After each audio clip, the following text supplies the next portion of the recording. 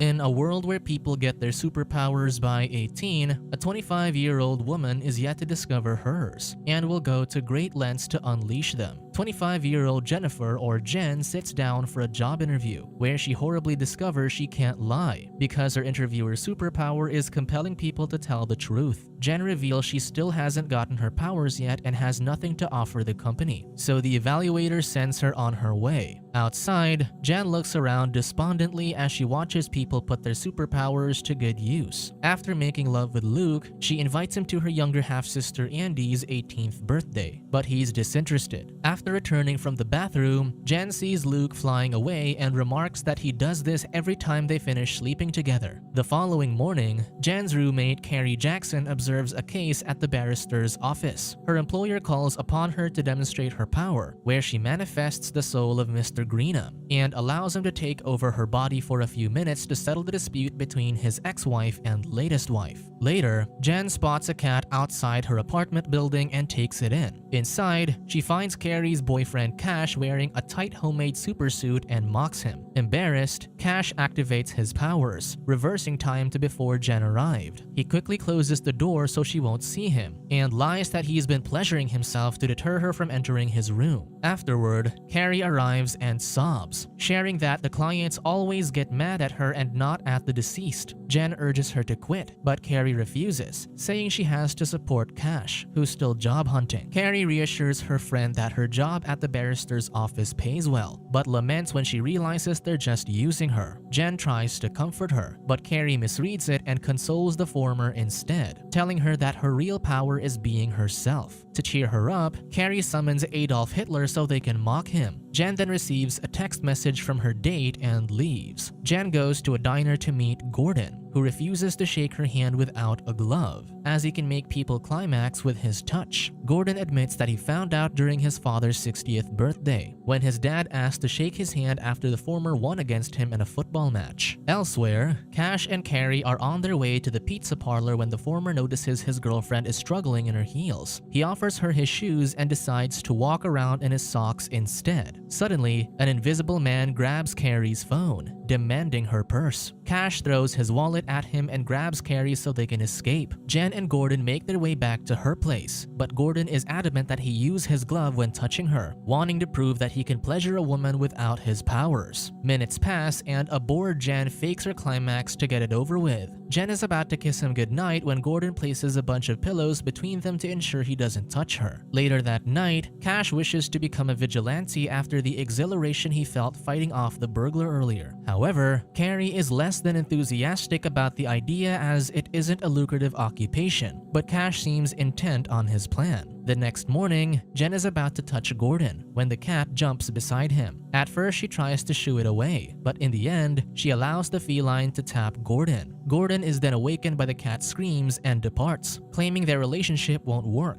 leaving Jen dismayed that she wasn't able to touch him. Afterward, Jen, Carrie, and Cash have breakfast while they brainstorm possible names for the cat and decide on a funny but lewd name. Realizing she's 3 hours late for work, Jen orders Cash to turn back time. Cash asserts he can't reverse time that far back, arguing his powers has limits. So Jen agrees to an hour so she can at least grab some lunch. Jen arrives at her job wearing a ball gown, since she works at a costume for rent store called Party Hamlet. She asks her co-worker Tim to blow up balloons for Andy's party, when store manager Angela, whose superpower is that she remains young-looking despite being 56 years old, approaches and asks about the balloons. Jen explains they're for her half-sister's birthday, and her colleagues complain about turning 18, wishing they never got their powers. Later in the taxi, the driver, who has the gift of foresight, is about to tell Jen how she dies, but decides not to. Shocked, Jen tries to ask more questions when her dad calls her. After telling her a joke, her dad instructs her not to spoil Andy's night with her competitive nature, and asks her to greet her mother for him. When she arrives, the cabbie tells her to stay away from bears before driving driving away. Jen sees that her mother Mary has already bought balloons, to her annoyance. Andy approaches her half-sister to tell her she got a part in the Greenwich Conservatoire, but Jen thinks she's bragging. Andy then tries to figure out what her powers will be, but an embittered Jen tells her she might not get them. The two then argue about Jen's lack of powers, when Mary asks the latter to help her with her tablet. Jen exasperatedly wonders how someone with the ability to control technology can't figure it out. Mary's partner Ian joins them and tries to calm them down by using his powers of sensing emotions. After blowing out her birthday candles, Andy waits for her powers to emerge, but is dismayed when they don't manifest. Mary tries to console Andy, telling her it might take weeks to appear, but Jen mocks her. Upset, Andy heads to the kitchen and Mary follows. Ian then tells Jen she should go to the Discovery Clinic to help bring out her powers, since it worked on his cousin. Moments later, Andy discovers she has super strength when she breaks off the fridge door. As Andy entertains her guests with her powers, a bitter Jen leaves with a bottle of alcohol. She then receives a text from Luke and quickly heads to his apartment. Jen hears a woman's voice and forces her way inside his apartment, where she sees Olivia, his beautiful shape-shifting date for the night. Jen believes she uses her powers to stay pretty, but Olivia says she hardly ever uses her powers, implying she's always been beautiful, much to Jen's annoyance. After Luke takes Olivia flying, Jen forces him to take her as well. Luke then sets her on the ground and breaks up with her, telling her she should love herself before loving someone else. Later, as Jen walks home, she calls her dad and laments her lack of powers. Her father comforts her, telling his daughter she'll get her powers someday. When Jen opens her bedroom door, she sees Carrie summoning her father, implying that her dad has passed. The next morning, Jen and Carrie go to the Discovery Clinic for a consultation. However, Jen is mortified to learn that the packages are too expensive and decides she'll DIY unleashing her powers instead. Days later, Jen, Carrie, and Cash plan to draw out her powers by inducing stress. They go to an Indian restaurant, where Jen orders the spiciest dish on the menu. However, it doesn't work,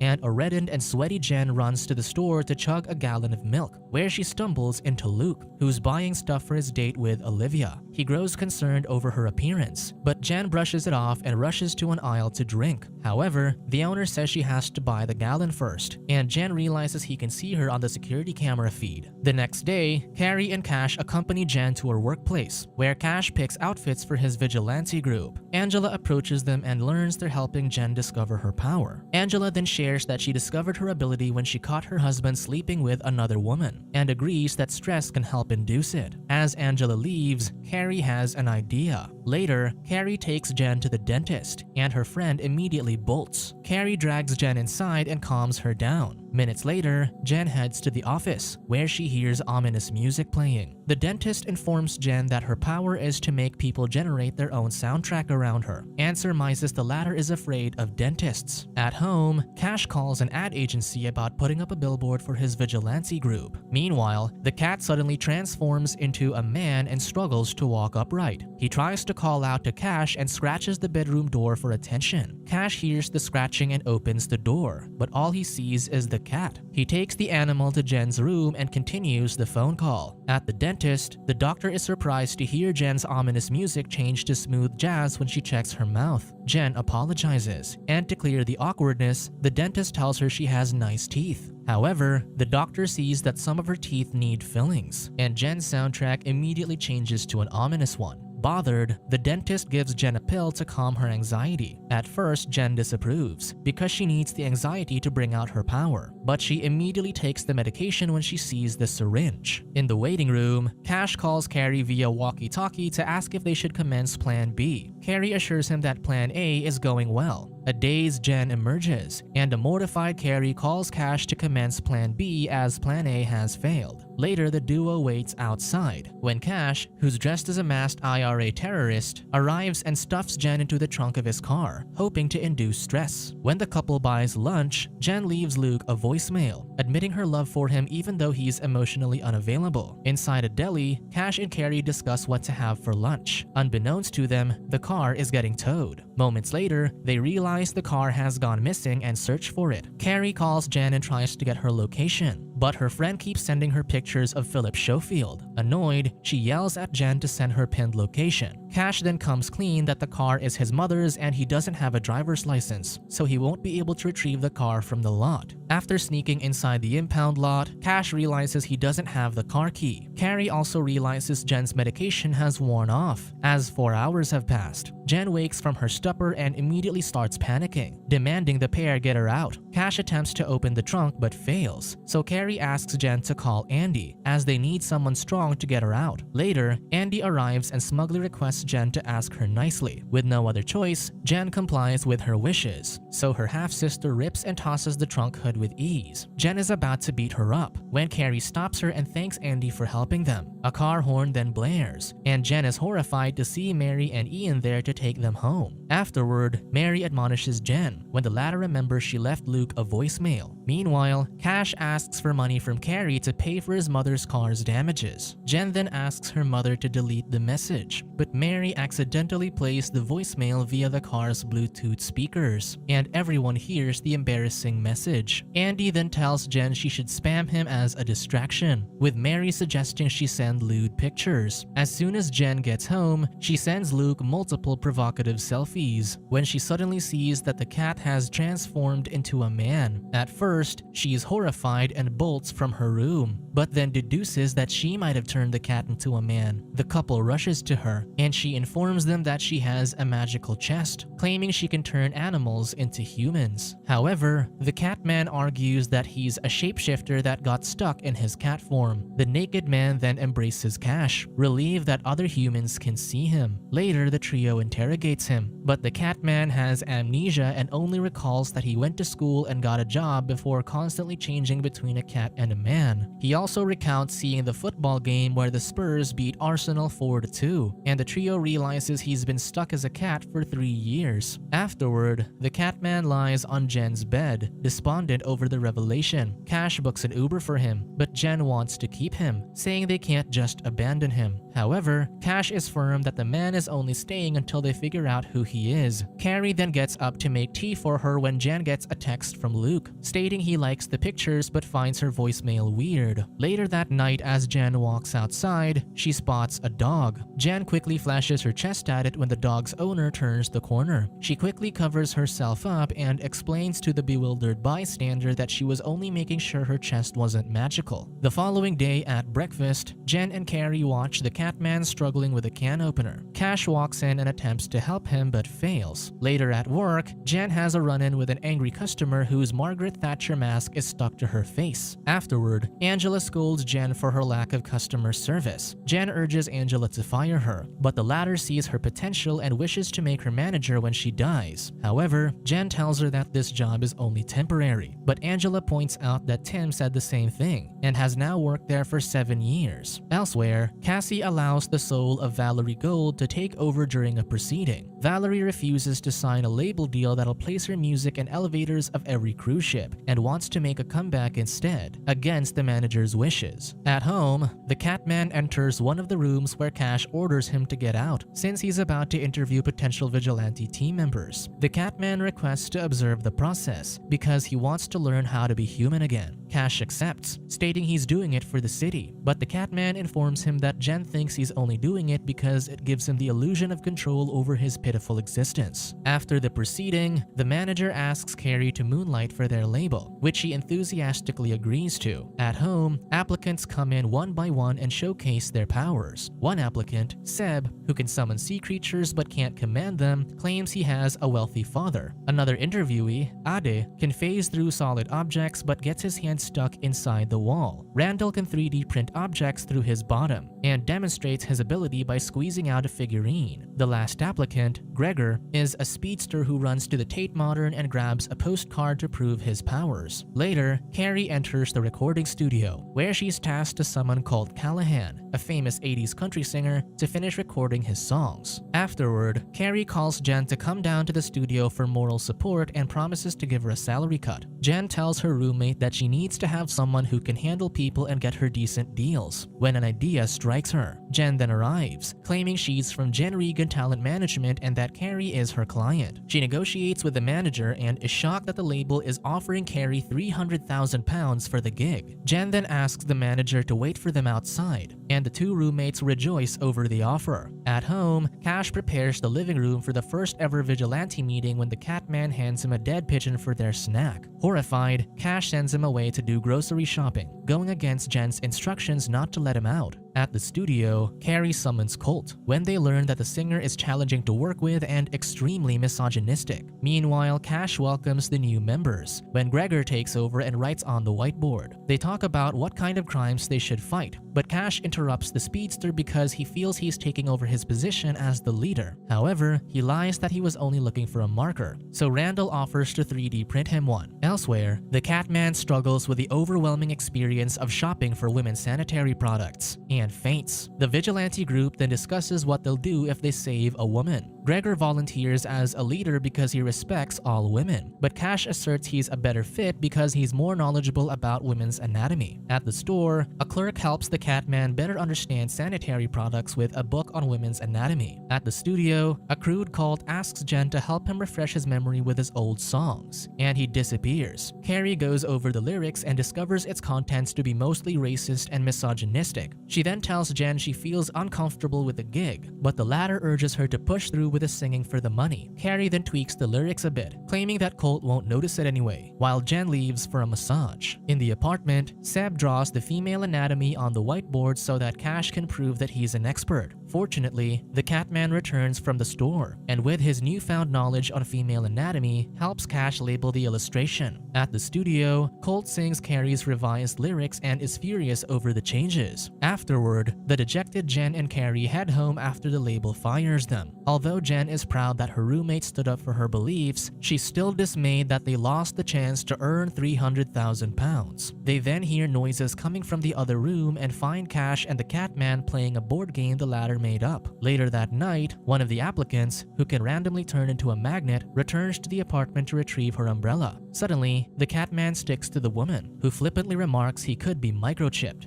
Subscribe to watch more videos like this, turn on notifications and leave a like to help the channel out. Thank you for watching.